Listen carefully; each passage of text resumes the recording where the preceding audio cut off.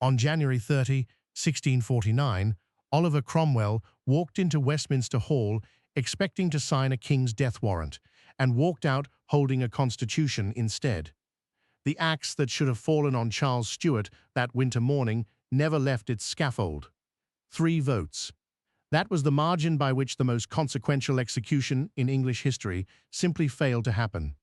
For decades, historians have argued that the regicide was inevitable, the grim arithmetic of a revolution that had run past the point of return. The new model army had already purged Parliament in December. The High Court of Justice had been constituted by ordinance on January 6. 135 commissioners had been named, and 59 of them stood ready to sign. The machinery of judicial murder was assembled and oiled, yet machinery requires men willing to pull the levers, and on that final morning, the hand of Lord General Thomas Fairfax stayed the wheel. In this alternate timeline exploration, we examine what could have happened and why the real history unfolded differently. Fairfax had been growing uneasy for weeks. He had attended only the first session of the trial. His wife Anne had called out from the gallery that her husband had too much sense to be present at such proceedings. In our history, he absented himself and let the sentence carry. In this timeline, he did something far more disruptive. He appeared on the final day and publicly withheld the army's consent. His word carried the weight of Naseby and Preston behind it, and moderate independents who had been wavering in the Commons broke. The sentence fell 3 votes short.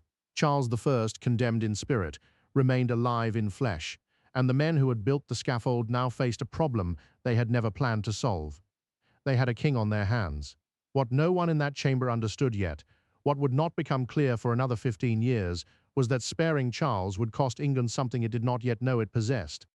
Cromwell did not believe in half measures, but he believed in necessity, and necessity now demanded a settlement rather than a funeral. Within a week, he and his son-in-law Henry Ireton had withdrawn to Windsor Castle, where Charles was held under close guard, and begun drafting the terms that would bind a living king to a parliament he had spent his entire reign trying to subdue. The Windsor Articles, as they came to be known, were neither merciful nor generous.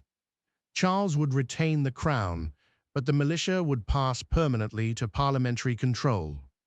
Triennial parliaments were guaranteed, not as a courtesy, but as a condition of his continued breath.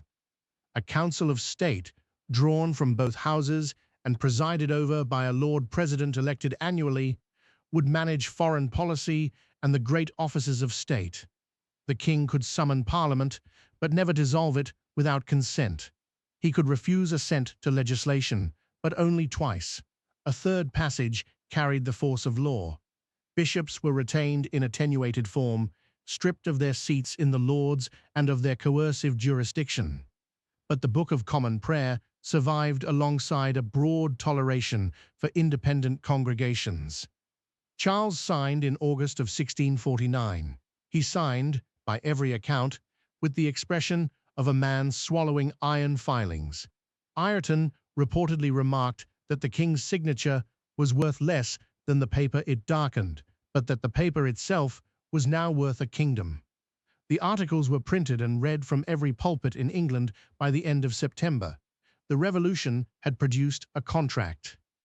Scotland had been watching with the wary attention of a nation that had signed the Solemn League and Covenant in 1643 and expected its terms to be honoured. Argyll and the Kirk party had been prepared, in our history, to crown Charles II and march south in his name. In this timeline, with the father alive and constitutionally bound, the pretext for invasion dissolved before it could harden. A delegation rode to Edinburgh in October, carrying the Windsor Articles and a supplementary agreement acknowledging the Kirk's authority within Scotland while permitting English independency south of the Tweed. It was not the Presbyterian uniformity the Covenanters had demanded, but it was peace, and peace with a living Stuart on a limited throne. Argyll accepted, though not without bitterness. Ireland proved harder, but here too the absence of a regicide changed the temperature. The Confederate leadership at Kilkenny offered terms that preserved Catholic worship in private and Catholic property in substance, agreed to a negotiated surrender in the spring of 1650. The massacres at Drogheda and Wexford, which in our history stained Cromwell's name for 3 centuries, never occurred. The thing he had been spared from doing was also the thing he had been spared from becoming. The Puritan migration to Massachusetts had peaked in the 1630s and slowed through the decade of Civil War. The settlement changed its character entirely. With religious toleration written into English law, with independent congregations free to gather and preach without the bishop's courts pursuing them, the theological logic of exile collapsed.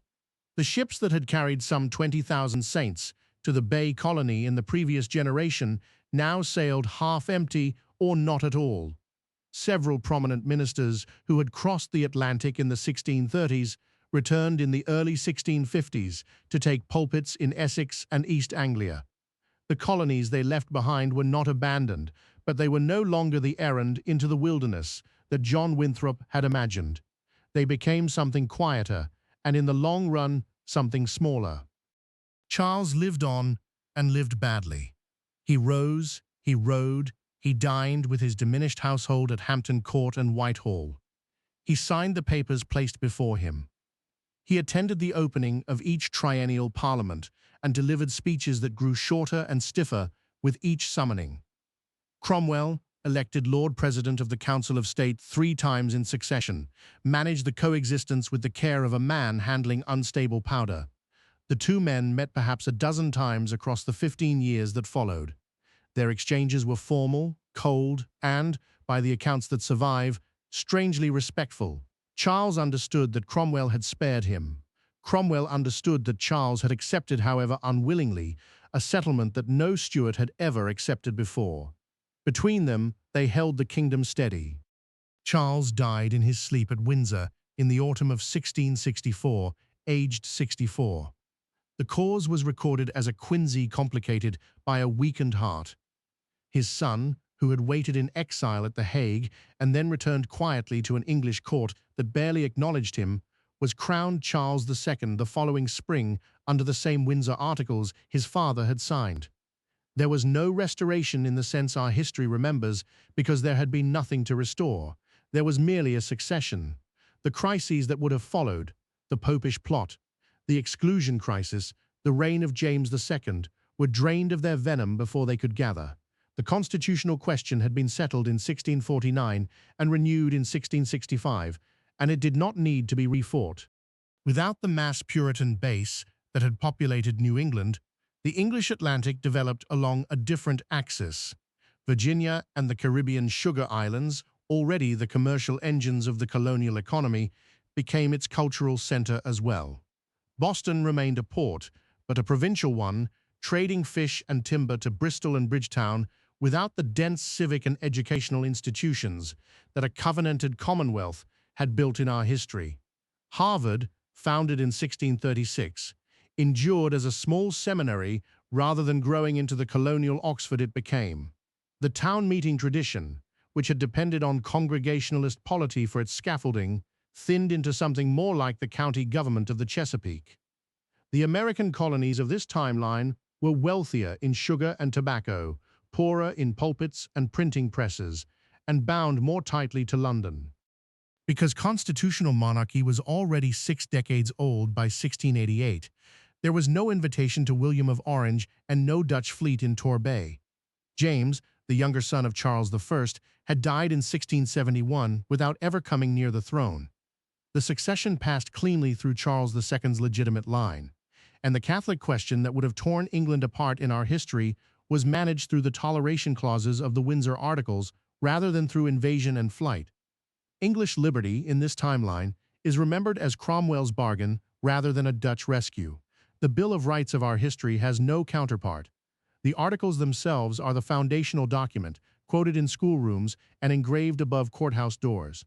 Whether the country is freer for it, or merely differently unfree, is a question its citizens do not often ask. The axe that did not fall in January of 1649 shaped the 3 centuries that followed as surely as any axe that did. And somewhere in the long quiet of that second reign, a revolution that had promised a new heaven and a new earth settled instead for a signed piece of paper, and discovered that paper, held firmly enough, could outlast kings.